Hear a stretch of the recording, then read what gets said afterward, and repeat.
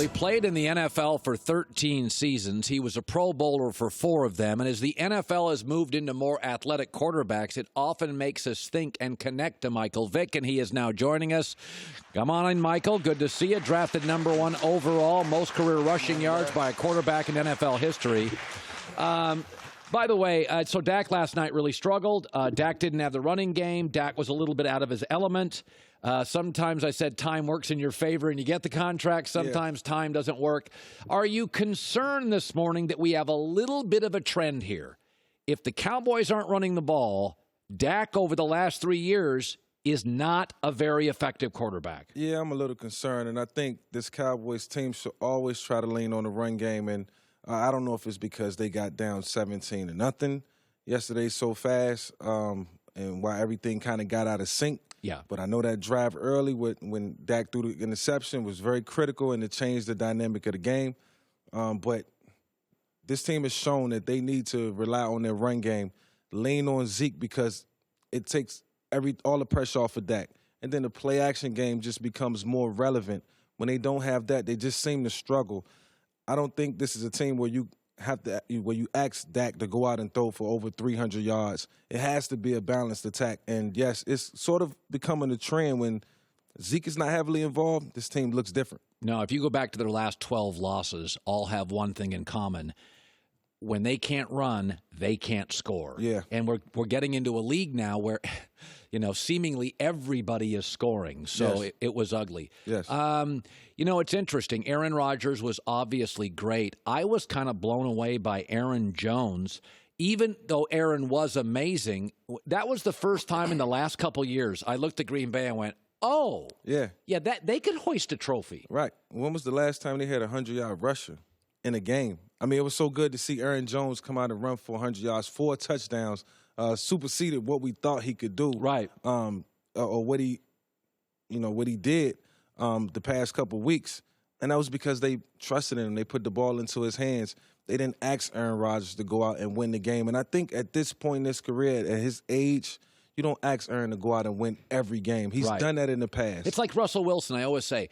The Seahawks ask Russell Wilson about 4 times a game. Yeah. Hey, do that magic thing. Yeah. And yesterday, Aaron, and it shows up. Yeah, Aaron made the pass down the sideline. He did the sidearm throw. Right. He had about 4 times where they're like, Aaron. Yeah, where they really needed him. Yeah, do your Aaron Rodgers thing. But like when I watched Green Bay yesterday, I thought, oh, this looks like a team that could play. I tell you what, with the defense and the way they've stepped up, and I think this is something that Aaron has had his eye on for a long time, getting a defense that can get stops, create field position, allow him to play a game that's way easier than what he's played in the past, not having to drive 80 yards week in and week out.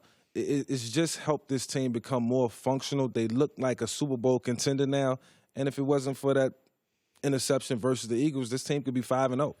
It's interesting. So when I think of running quarterbacks, I think a lot of us in America think of Michael Vick. So I watched Kyler Murray yesterday. As long as they got to get the offensive line better, but I think he's fascinating to watch.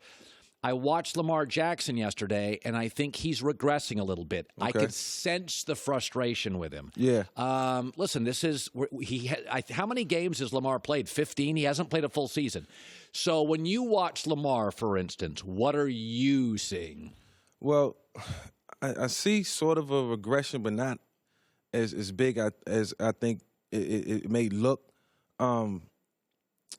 Teams when you line up and you run these funky formations and, it's a lot of RPO stuff and, you playing within the hashes, it's kind of easy to make adjustments to it. What you have to do, you have to go outside of the box and you have to start throwing different wrinkles into the system to make things look different. Everything is up the hashes, down the middle. There are no out-breaking routes. There are no corner routes being thrown. You got to stretch the field. You got to throw some deep balls. Everything kind of looks the same. Yes. And after a quarter of the season, these defensive coordinators, they catch up and they see what other teams have done to negate their progress. And it's a copycat league. They're going to do the same thing. So it's not going to get any easier. Lamar will be asked to or will have to make more plays because defenses are going to play him different. So that's why we see the struggles. That's why we see the inconsistencies. So last night I'm watching Patrick Mahomes and largely watched the game from the bench. So you could go to your career. I do think that rhythm matters. Yeah. I think quarterbacks need a rhythm. And I'm sure there were games in your career where you sit and there you go, you go to the sideline and you're 13 to 18 minutes, you don't get back on the field. Right. Do you think, Pat Mahomes got dinged up a little bit? Was it the foot injury? Was it sitting and watching the game? Was it Tyreek Hill? Because he was out of rhythm, I thought. I think it was more so, the injury, but at the same time, just the time of possession. Just being on the sideline for a long time doesn't allow you to get into that playing rhythm. When you're throwing the ball, even if you throw a 5-yard pass into the flat on a possession after you've sat for a long time, that one play can get you going. When it's not enough of that, even with Patrick Mahomes, and as great as he is, he still needs throws to build confidence as he goes. If he comes out and he hits his first 5 or 6, he's a different quarterback. He was great early, and then I think after that hot start, he went 3 for 10. Right. It just became more difficult. And maybe that was because he was dinged up a little bit, but, there was double teams on Travis Kelce. There was a lot of things going on that they haven't seen in a long time that made this game more difficult for Patrick. Now, Andy Reid is somebody you're close to. What do you think Andy Reid says after the last 2 weeks where he didn't have a touchdown pass at Detroit? He struggled after some initial success yesterday.